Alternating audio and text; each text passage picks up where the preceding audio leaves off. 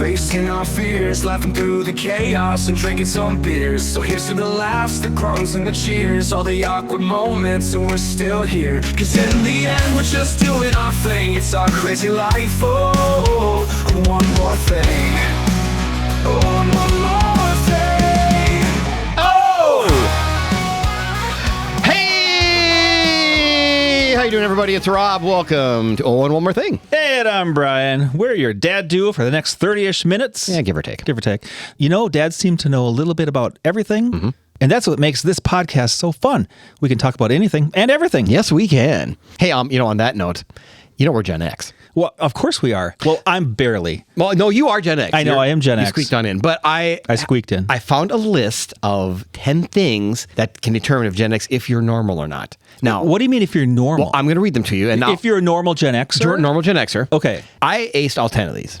Oh, totally. I got to hear this. What are they? So I want to hear if you would as well. So these are 10 things that basically we grew up with that determine your Gen X. Okay, get your notes out. Okay, here we go. Number 1. You used aluminum ice trays with the lever. Absolutely did. Remember cracking that ice open and they would all break? Yep. And funny, only had that at my grandparents. I think those trays were from the 50s. Yeah, they were. Yeah. And they were in our freezer growing up. Yeah, right. Yeah. Yeah. Until my mom got those brand spangled new plastic ones that you just twisted. The fancy plastic ones, right? Okay. All right, next one. Sharing one TV in the house. Only one TV. Only one TV. It was a console TV in a big wooden box thing. Mm-hmm. You know, weird. I remember when we got a second TV, it was a little 9-inch color TV that sat on the kitchen counter. Cool. We'd never got a second TV. We were fancy. It had one fancy. One little antenna. We got the 4 stations in town, barely. No, we never had a second TV. But we got to watch news at dinner. What? In color. TV at dinner? I know. That's wrong. That's unheard of.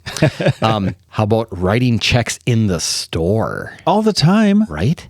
You know, when I first got a checkbook, this is when I was a teenager, I had to ask my parents, how do I fill it out? Because they didn't teach that in school. No. So it was up to your parents to teach you how to do that. So I was like, so you mean you have to write out the whole number? Yeah. Right? Like, what? Yeah. My kids are in the early to mid-20s right now, and they still barely know how to write a check. Oh, we taught our kids how to do it. Yeah, we taught them. But in school now, they had an actual class where they had to write checks. Oh, they do? They did. Well, they did then. Okay, but right. yeah, I don't know about now. Yeah. But yeah, it was interesting. I remember my first retail job as cashier at Target in 1989, and everybody wrote checks back then, and that was the worst part. You'd bring all their stuff up and they'd sit there. It would take them 5 minutes to write the freaking check out. Then you had to run it through your machine and hope it cleared. I don't know how the machine knows if it's going to clear or not. Well, back then, though, it didn't clear right away like it does now. No, it took like 3 days. Well, in 89, Target was fancy. We ran it through the machine. Fancy Target. Well, it knew if it, I guess clear probably isn't the right word. It knew if it was good or not. Oh, really? Yeah, it knew pretty quick because I remember getting some that like, sorry, I can't take your check right now. And they get all feisty and the manager would have to come over and blah, blah. Because, back in the day, I do remember I could write this check and I had 3 days to get the money in the account. Right, exactly. I got the weekend. I can make it to Monday. Right. All right. Next one. Hanging clothes outside on a clothesline. Yes. Yeah. Did you do that? Well, I didn't personally, but my mother did. Right. And did the clothes smell the best? They smell fantastic. Yeah. The problem was, though, in Minnesota, you only got to do that like 6 months out of the year. Well, no, you could do it in the winter. It just takes a little longer to freeze dry. Well, the built-in starch from 20 below weather, yes. Right. That's awesome. How about sitting close to the TV? Yeah, we were told we couldn't. Well, of course, we were all told we couldn't, but back then... Because it's going to ruin your eyes. But you had like at max a 27-inch TV. Yeah, that's it. No, but I think it was maybe 24. But yeah, unless you had the big console wooden one that has sort of the stereo built in and all that, then maybe it was like 35 inches. We did, but it was not. No, big. It was a tiny one. Yeah, yeah. And you had to sit close because you couldn't see a damn thing. Right, and it was like not good quality. No, it was horrible. It's horrible. A phone attached to the wall. Only one phone, 3-foot cord attached to the wall. 3-foot cord. No privacy at all. Yeah, zero privacy. We did have 2. We had one upstairs and one downstairs. They were both attached to the wall. The one upstairs had a 25-foot cord. No, which you could stretch to about 75 feet if you were good. My mom would not spring for the longer cord. Right. The 3-foot cord in the kitchen, so you couldn't even make it around the wall, the corner, into the hallway. Like you couldn't. You stood at the phone, and that was it. That's it. Oh yeah, no, we didn't have that. Waiting all week for one show. Absolutely, because you're tied to your TV. That was the only option. Yeah, Yeah. You were waiting for, was it Cheers or Friends or, can't remember all the other shows, but you'd wait the next week to see what happened. All in the Family. All in the Family. You're going way Happy back. Days, Laverne and Shirley. Oh, all of those. All those, yeah. And what's funny is when Netflix first came out and they dumped all their episodes at one time, we're all like, what is this crazy thing they're doing? Why would anybody do that? Yeah, how can we watch all these at one time? And well, and now I'm a huge Game of Thrones fan, and it's painful to have to wait every week for that next episode to come out. It's horrible. Calm down, Rob. Yeah. Like now Nurse Nikki, what she'll do is she'll let the whole season go and then she'll binge it. And then binge, yeah. Yeah. And we kind of do that now on occasion just because we forget we're watching that show. Right. Yeah. So, I'm old. How about drinking from the hose? If you wanted a drink when you're outside, where were you going to go? You can't go in the house. You can't go in the house. Go in the house. Because you spent your entire day outside. Right. Of course, now you're going to die because there's some weird plastic in the hose that's going to kill you, and you can't do that anymore. But whatever. What? Right? That's the thing. Am I going to die, Rob? Well, Brian, I have news for you. Eventually, we're all going to die, but probably not from drinking water out of a hose. No. Yeah. There was no remote. You were the remote. For quite a while, we were the remote. Yes, absolutely, we were. Not until later in the teenage years. Right. And I don't know, something changed in the TV. They got a new one. I don't remember. They got a clicker. Yeah. Then we had a remote. But click, click, click, click. Yep. Yeah. No, I was the remote to turn to one of the 3 channels we had. But you being an only child, I was the only remote. You were the only remote. I was the only remote, yes. Yeah. It was always who was the youngest in our family. Yeah. So if my older brother watching TV, I'd have to change it. Yeah, he'd just kick you in the head till you went and did it. Yeah, basically. Pretty much. And if I was watching TV, my younger sister had to do it. Yeah, right. Exactly. All right, and last one, memorizing phone numbers. It's the only way. Right. You had to know everyone's number. Right. You didn't write them down. You just memorized them. But then you could get the phone book out. You remember could. the phone book. Yes, you could. And look up the parent's name. Yeah. And then find the phone number that way. Or if all else failed, you could dial 411. Yes. And then get the phone number. But that used to cost you like a quarter or 50 cents for a while when that first came out. Like they charge really? You, they charge you per 411. Oh, my parents never told me. Oh, yeah. You did. I called it all the time. Yeah, you did What's the weather? Call 411. I think eventually that stopped, but there was a point where they charged you for that. Yeah, and memorizing phone numbers back in the 70s, early 80s, well, everybody had the same first 3 numbers. Like area codes weren't a thing back then. I mean, Correct. They were, but we all lived in the same area code. Right. Like Minneapolis was 612. St. Paul and all the surrounding areas was 612. Everything was. So somebody had 612. You only had to remember 7, and then everybody in our area was 473. The prefix, the Yes, first the 3 prefix. numbers. First 3 numbers are 473. Mine was 251. There you go. Yeah. And our area had 3, 251, 252, and 253. Yeah. We had 473, we had 475, that means you're on the far east side of town, and 476, you're on the far west side of town. But most everybody was 473. Okay. Yeah. So there you go. That's crazy. So you can claim all 10 of those, correct? I can. Yes. So did I win? Well, you're definitely Gen X. Thank you. Yes. So, Rob, do you have any more complaints you need to get off your chest? I know this is the time you use to vent a little. Okay, well, I got so enthralled in the Gen X thing, I wasn't going to. But since you brought it up, Ryan, I might as well talk about it. You might as well. You remember why are we here, Rob? Right. Well, you remember a couple weeks ago, it was, we were in the middle of May-ish sometime, and what do we do every year in Minnesota? We plant plants. Well, yes. Of course we do. And here's my thing. What is it, Rob? So I love my wife dearly. And she does a phenomenal job with our planting beds up by the they're house. always very nice. They're beautiful. Yeah. That's beautiful flowers. Up by the house is a mound up in our front yard.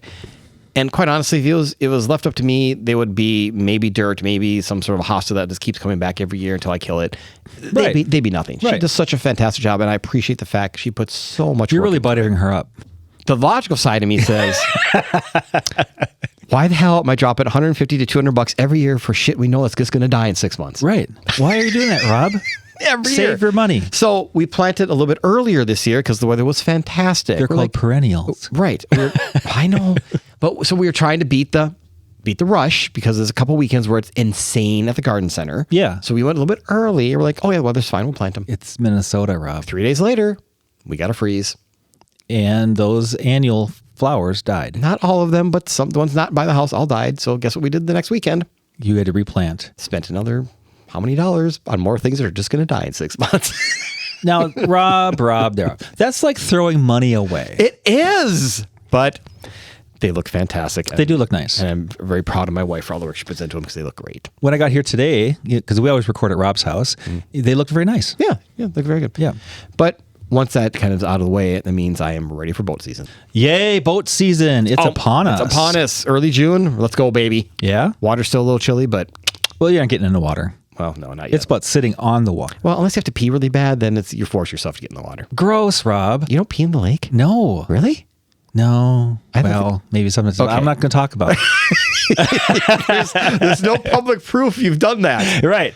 I don't think anybody who doesn't pee in the lake, to be honest with you. Well, so I always go to our cabin and Yeah. our lake, right there, so we can just get out of the lake and go to the cabin. So Yeah. I don't have to do that in the lake. Gotcha. Yeah, Plus it's gross. We're usually in the middle of the lake, and that's like work to get to the shore. And because you're at the marina, Yeah. you got to come back in, park the boat, Right. go up shore, all this stuff. It's a lot of work. Yeah, nobody wants that. Nobody wants that. I'd have to leave my spot with my beer in my hand. Why would I do that? And how are you going to get that perfect spot back out on the Exactly. lake? Right. Plus, it warms up the water faster in the spring. So. You should get one of those little porta potty things for your boat. Yeah, no, we're not doing that. Yeah, you should. Okay, we're going to talk about that when we're on the boat. All right, got it. All right. Okay, so to get into our topic today, I ran across this question. Is it possible to not be boring? Ooh, that's a good question. And it got me thinking, am I boring? No. So I thought, what the hell? Let's make it a podcast. I love it. Right? I love it. Okay, so here we go. Okay. Let's begin with a comforting truth. Nobody wakes up in the morning and says, today I shall be aggressively average. Okay. And yet somehow many of us drift into that beige existence made of small talk, scrolling, and reheated routines. Ain't that the truth? Yeah. So the real question isn't, are you boring? It's, is it possible to not be boring on purpose? And the answer is yes. Okay. So the longer answer, though, also yes, but it requires intention, a few mental upgrades, and maybe even making your bed every day. What? That's a struggle. No, you got to make your bed every day. We do. Well, then why do you act like that? It's entertainment. It's entertainment because I get upset about it. There you go. So we've curated a few areas of growth to help you not be boring. And when I say you, it's not you, Rob. You're fantastic. Aw. It's me. For me not to be boring. Oh, I disagree with that, but I see where you're going, and I like it. Okay. You know what we didn't talk about before we started all this? What? Well, I told you before that I like to live on the edge. Yeah. Yeah, the edge of my couch. You had to slip that joke in We there, didn't you? can't go on without a dad joke to begin the podcast. Because you got to have that rim shot every single time. Absolutely, I do. Anyway, enough right. of that. So All right, here we go. okay. How to talk to anyone without sounding like a customer service bot. Thank you for calling customer service. Just like that. Just like that. Most boring isn't about personality. It's about interaction style.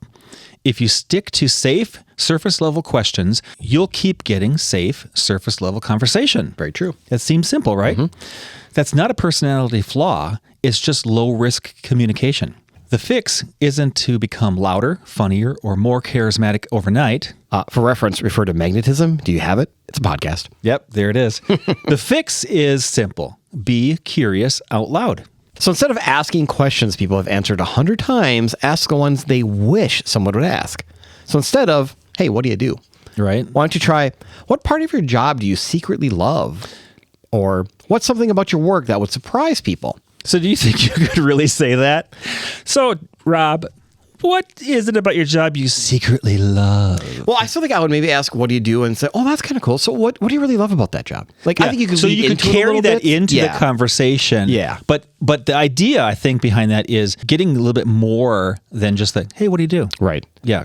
Get above that very, very surface level, the same question everybody asks. Yeah, and everybody asks. asks that question. Everybody does. Yeah. And then you have that kind of a canned answer. Right. So I mean, that small shift does two things. It signals you're actually paying attention, and it gives the other person permission to be more interesting. Oh, that's cool, though. Yeah. So I like that open door effect of about, hey, you can talk about a little bit more Right. if you want to.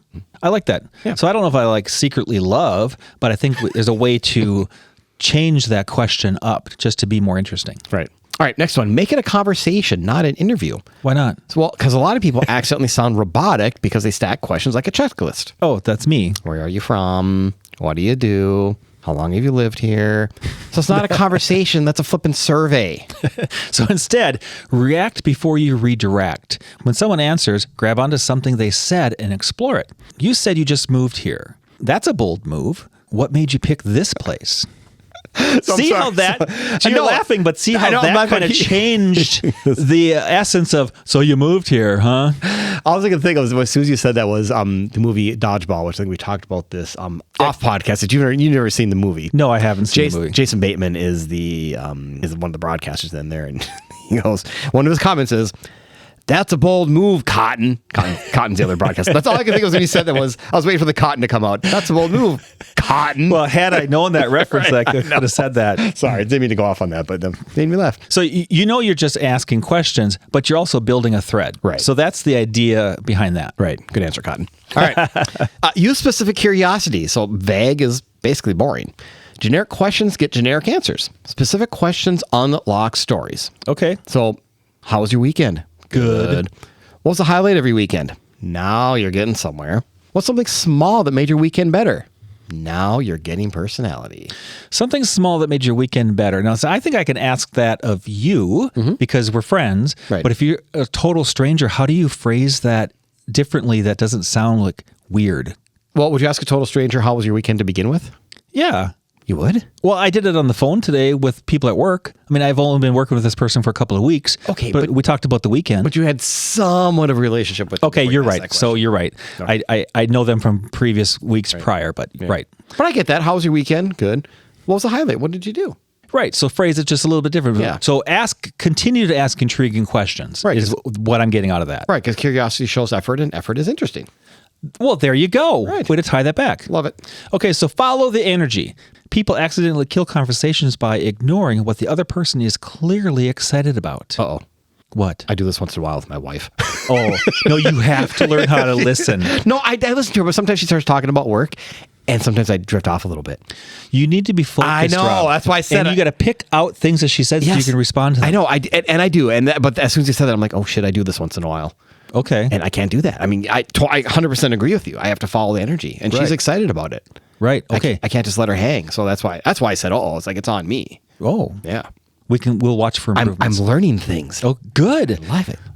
We got to learn something, right? Right. So if someone lights up about talking about cooking, don't pivot to something else. Stay there. Okay, wait. How did you get into that? Or what's the best thing you've made recently? Or something like what's a dish you're proud of? Yeah. Okay. I get it. So you're going to ask me about cooking now, aren't you? Absolutely, I am. Yeah. What'd you have for dinner tonight? What did we have for dinner tonight? Salads, steak salads. Steak salads. Steak salads. Ooh. And I roasted tomatoes. Oh. So not fire roasted because I don't have a gas stove, but roasted tomatoes to cut up and put on top. That sounds yummy. It was quite delicious. Nice. Yeah. Aren't you gonna ask what I had for dinner?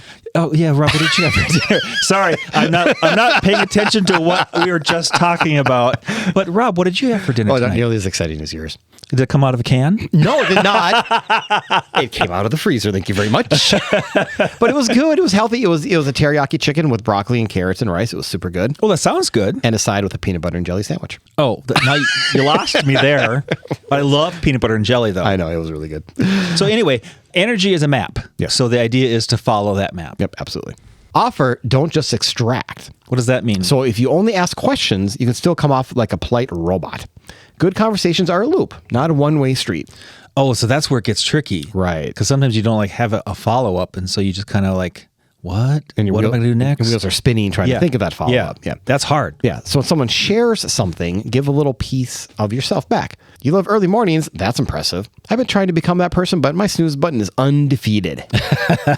If that's true. If it's true. Yeah. So now it feels a little more human, slightly imperfect, real, but you get the idea. It kind of gets the conversation rolling a little bit so that you can keep talking about mornings Right. in this scenario. Right. That's fun. Yeah. I'm going to try these out at parties. I think you should. Not that I go to parties. I come to see you. Right. Yeah. We don't have parties. This doesn't work on me. by Wait, the maybe we should have a party. way. Oh, we should. Yeah. Let's invite, our wives.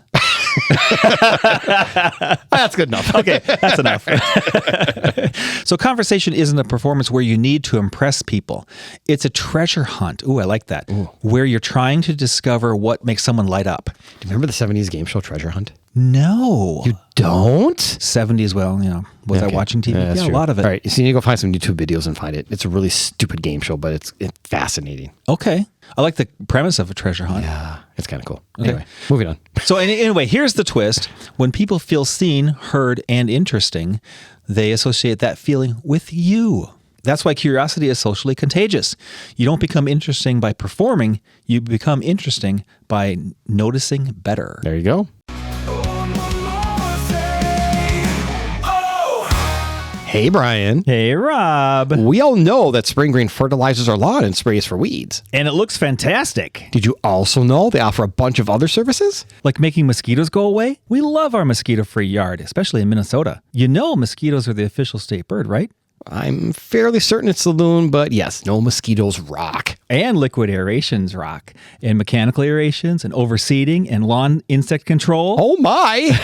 And don't forget about the total home pest and rodent control. That's right. My house is mouse-free. See what Spring Green can do for you at spring-green.com for a personalized quote specific to your property. That's spring-green.com. And tell them and one more thing sent you. All right, welcome back. So number 2, thinking fast and slow. What did you say? Thinking fast and slow. Thank you. I was slow at that. And why your brain might be the problem. No, wait a minute. We're only at number 2? Only on number 2. Can you believe that? Boy, we talked a lot already, and I thought we were way past number 2, but hey, here we are. Right. I love it. So in thinking fast and slow, we operate on 2 mental systems. There's fast thinking, which is automatic, instinctive, and effortless. And there's slow thinking, which is deliberate, analytical, and effortful. Most of the time, we run on the fast system. It's efficient, but it is predictable. Yeah. That's where boring tends to live, autopilot mode. Same opinions, same reactions, same routines. You're not choosing responses, you're defaulting to them. So interesting people interrupt that pattern. They switch systems.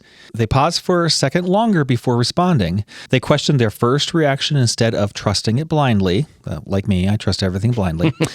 They notice small details others skip over. Instead of saying the obvious thing, they ask, is there a more thoughtful angle here? What does that look like? So what that looks like in real life, autopilot, fast thinking, that movie was bad. Yeah, it was. Deliberate, slow thinking. I didn't like it, but I think it's because I expected something different going in. Oh, I like that so much better. Okay. Autopilot. Yeah. I hate mornings. Yeah, no, I like mornings. Deliberate. I hate mornings, but I've noticed I actually think more clearly before noon. I just resist getting there. See, that extra layer, the why, the nuance, the observation is what creates the depth. It is. Those are actually way more interesting comments than the first one. Right. And I probably wouldn't say all that as well, but more than just, mornings. Right. Instead it's just saying, mornings. Because there's always that one person at work when you work in an office, unlike you. When you work in an office, there's a person that, hey, how's it going? Oh, God, mornings. I need my coffee. There's always that person. I'm not that person in the morning, but I get it. But there's that person. There is that person, yeah. Don't be that person. Don't be that person. Yeah.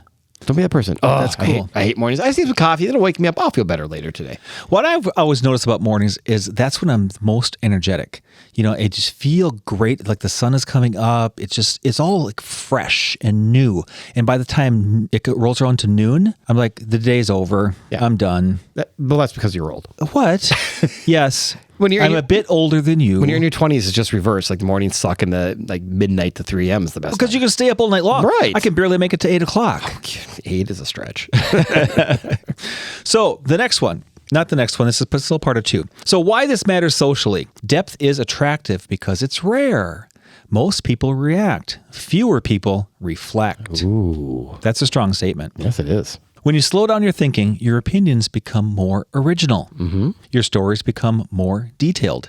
And your conversations become less predictable. You stop sounding like a loop and start sounding like a person who's actually processing the world. Processing the world? That's what it says. I love that. Yeah, that's awesome, isn't it? So the key shift here is being interesting isn't about having more experiences.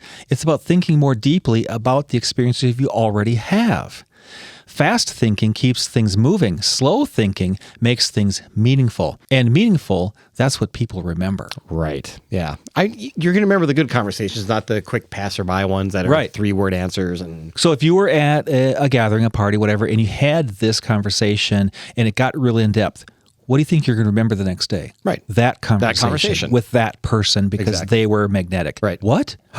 See how it all ties together? It does. It's amazing. All right, third one. The laws of power without becoming a villain. What is that? No, villains are awesome. All right, The 48 Laws of Power by Robert Greene might seem like an odd addition to this don't be boring guide, but here's the takeaway. Power often comes from mystery, restraint, and intentional presence.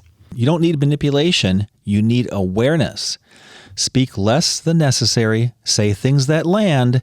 And don't overshare every thought you have. Right. My biggest problem. Right. I tell people everything. Yeah. Spew, spew, spew. Don't spew. Don't spew. Don't spew. Man of mystery. Man of mystery. That's what I'm going to be, the man Intrigue. of mystery. You need to wear a three-piece suit Yes. and have a bowler hat you can take off. And a pipe. And a pipe. Gotta have a pipe. And I gotta have a pipe. Gotta have a pipe. Because a little mystery is infinitely more interesting than constant transparency. God, I used to love the smell of pipe tobacco. I do. My neighbor's dad smoked pipes all the time. You could walk in the house and first thing you'd smell like, oh, that's just an awesome smell. I like that smell too. And so I was telling my wife I want to get one. Yeah. But I don't know that I'm at the right age yet. I'm getting close. Yeah. But I'm going to be a pipe man. Yeah, lung cancer's a thing, so probably Well, not. I'm already going to die. So I'll wait till I'm in my 70s, then I'll get a pipe, and then, life is over. Right. Embrace the silence. You don't need to fill every pause with or like.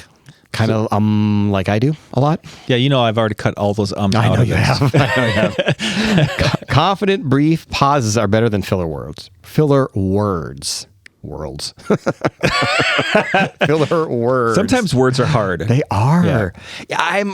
It's so unconscious. I don't even realize I do it. And honestly, until I started listening to this podcast, how many times I say or Mm-hmm.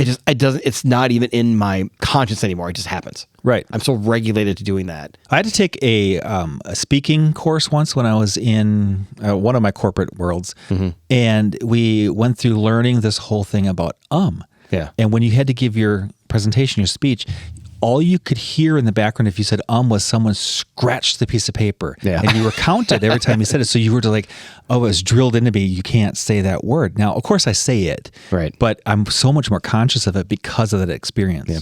I do that sometimes if I'm listening to, whether it's a speech or maybe it's even somebody on the radio or whatever it is for a couple minutes. And if I'm bored with what they're talking about, I'll start counting. counting. I'll start counting the likes. Yeah. So I was whatever like at the repeat word at this is. movie, and like it was fantastic. Like the main star in it was like amazing, and like I couldn't believe how well they like acted on it. Stop with the likes. Oh, it drives me nuts. But Filler words. That's what we've words. learned to do that. That's right.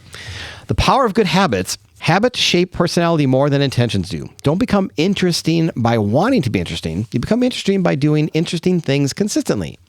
Read daily. Lift weights. Why lift weights? Practice guitar. Journal. So I do one of those. I journal. The others I don't do. I don't do those either. I don't practice guitar, but I think what they're getting at is practice something other than what you're already regularly doing. Sure. So step out of your comfort zone is I think what they're getting at. Gotcha. See, I don't have that problem because I drink Dos Equis. Because that makes you interesting. I'm emulating the most interesting man in the world who drinks Dos Equis. Right. Okay, I don't think that's it. That doesn't work? No. Damn. So we have a piano at home, and I always think that I want to learn piano, even though I have a hard time reading music. So I think that's in the background. I was like, I should do that. And based on this, the power of good habits is to try to do something that's different and pushes you out of your comfort zone, Yeah. and you're learning a skill. So win-win. Yeah. I'm really glad that all the way from 5th grade through senior year, I played trombone in high school. So I knew how to read music and play an instrument. Now, ask me to do it today, 30, 40 years later, not a chance. No. But I'm very glad I had that experience. So I understand the concept and understand the process and the meaning behind it. That's good. Yeah. Did we talk about this, that I used to play trombone? I think we did at one point. Yeah, you know how long I played? 2 weeks. So my 7 years outpaces your 2 weeks. Yeah, totally. So the idea here is to train your mind. Habits turn effort into identity. Over time, you don't try to be engaging, you just are. Another good habit to learn is be present. Being present isn't about clearing your mind, it's about anchoring your attention. Okay, so what do you mean? If you are talking, let's use your wife for an example. When she's talking about, she's getting excited about work, you need to anchor your attention to her and what she's saying. You just don't let your mind drift. Okay, so instead of drifting into what you'll say next or replaying what just happened, pick something real and immediate. Yeah. So like the person in front of you, the tone of their voice, the feeling of their breath. Well, not the feeling of her breath. Feeling of your breath. Then stay there a second longer than feels natural. So when your mind wanders, and it will, don't fight it. Just kind of gently bring it back. Presence isn't perfection. It's repetition.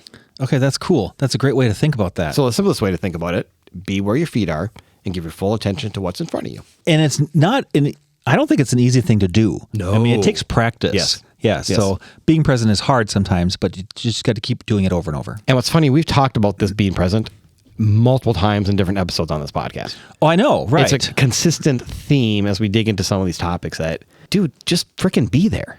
Well, this podcast is all about bettering ourselves and being a better human. I thought we were the Seinfeld of podcasts. We are. Okay. We can talk about anything. That's It's right. in our name. That's right. I love Whatever it. we want. Yes.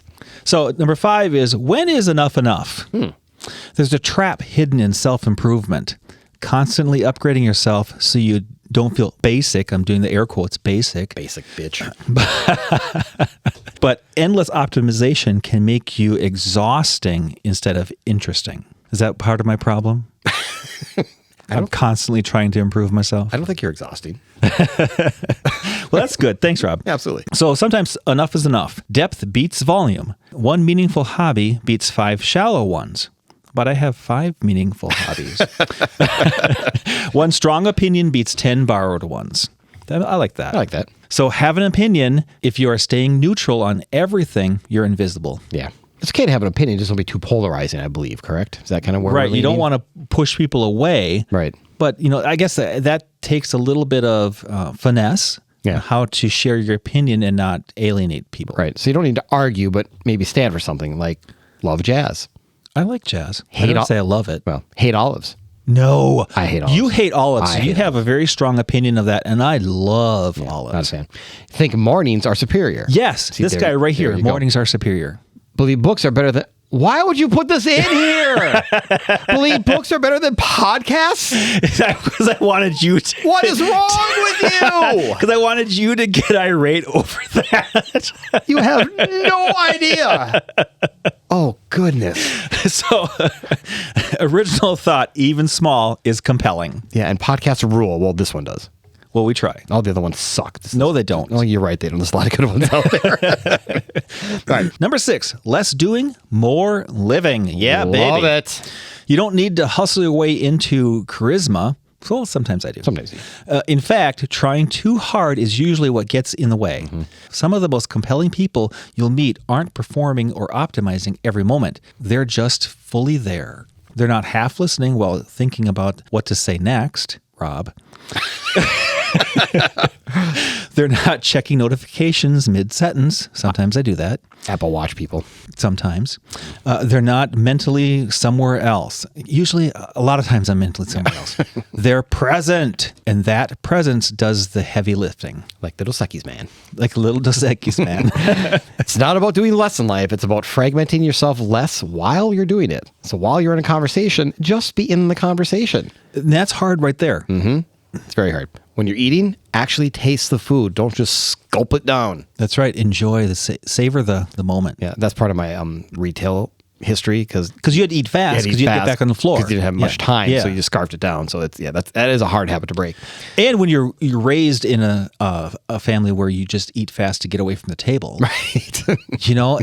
and when I met Amy, my wife, the style of their family was to stay around the table as long as you could, Right. because it was so engaging, Right. And that was a world I just never knew. The food, the company, the conversation is something to be savored, not to get out of. Yes. Yeah. Yep. And when something's funny, let yourself fully enjoy it instead of moving on instantly. So laugh out loud. Laugh out loud. Great. These sound small, but they compound into a very noticeable presence.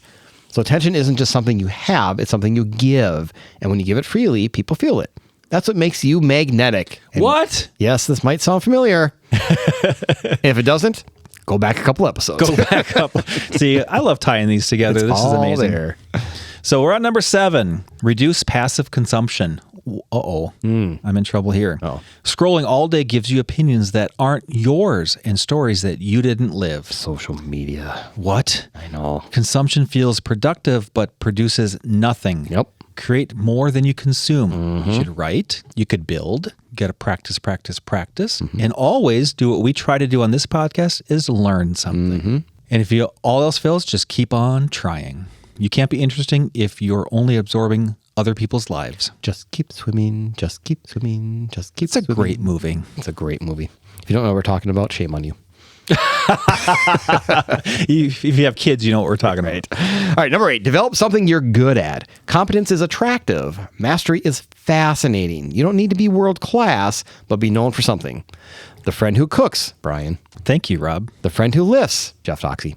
The friend who knows philosophy, Rob. yeah. The friend who can fix anything, Rob. Oh, that is true. I can fix most things. The friend who always has a book recommendation. Well, neither of us. No, that's definitely Nurse Nikki. Okay, got it. She is a reading bug. Depth in one area beats mediocrity in 10. So I got to work on a couple of these to get some depth in a few topics. You know, I did read all the Harry Potter books. I did too. Those are really good. I thought so. Those are the last books I read. No. Yeah. I do read a lot online. I mean, not books per se, but I do read a lot of articles, and I like documentary type things. Okay. So I do a lot of reading. Do you read documentaries though? Yes, you could. It's more like the Cliff Notes version of them. Yeah. But I do. Yes, absolutely. I'm reading the book that Gunther from F1, Gunther wrote about the Haas experience. Is that a good book? It's actually really fascinating. Yeah. Now, I have a hard time picking up books at home and just sitting down to read. Yeah. I always read when I'm at the cabin. Yeah. So a book takes me a long time because I'm only reading early morning on the deck by myself. Well, good thing cabin season is here. Cabin season's here. I can continue my book. Great. Is it a paper copy book? Yeah, I don't have a Kindle or anything like that to good. read off of. Okay, good. When you're done reading that, drop it off here. Maybe I'll start reading again. Okay. That is one book I did want to read at some point. Oh, yeah, it is fascinating. It follows the, I think it is the 2022-23 season. Okay, right before he got ousted. Yeah, he's still in it. He was the man. Yeah. And so he wrote about that experience, and it's quite fascinating. Yeah. It talks about how Haas became what they are today. Right. So how did they start? Right. Yeah. And his name is Gunther, His name is Gunther. which I think is cool. It's amazing. All right. What are we on? Number 8. Number 8. And why should I make my bed every day? Rob, why should I make my bed every day? We make our bed every day. Because you're not a raccoon. That's true.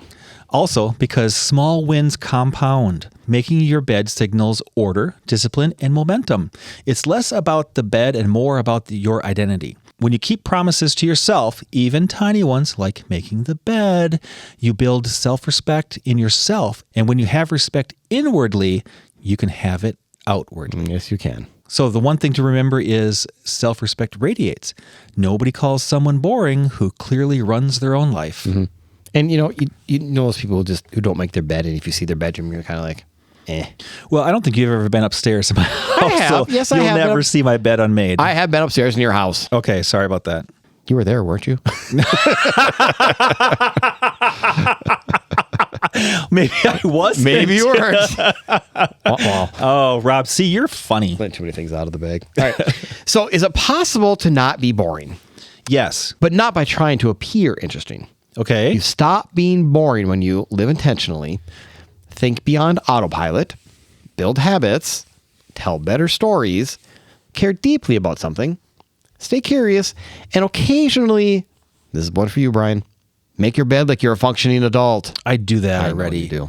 So that's a great list. I think that kind of embodies the whole thing that we're talking about. Those 7 bullets right there. That's really a nice. I should post that on my computer. You should get like one of those wood plaques on your wall in your office. Oh, I should carve it. Totally should. Out of wood. Because you're going to start doing that, right? I say I'm going to. I tell everybody I'm going to. Have I done it? No. But it's one of those new hobbies that I'm going to start. Here's your first I hope. Here's your first project right here. That sounds like a lot of work. Way to commit.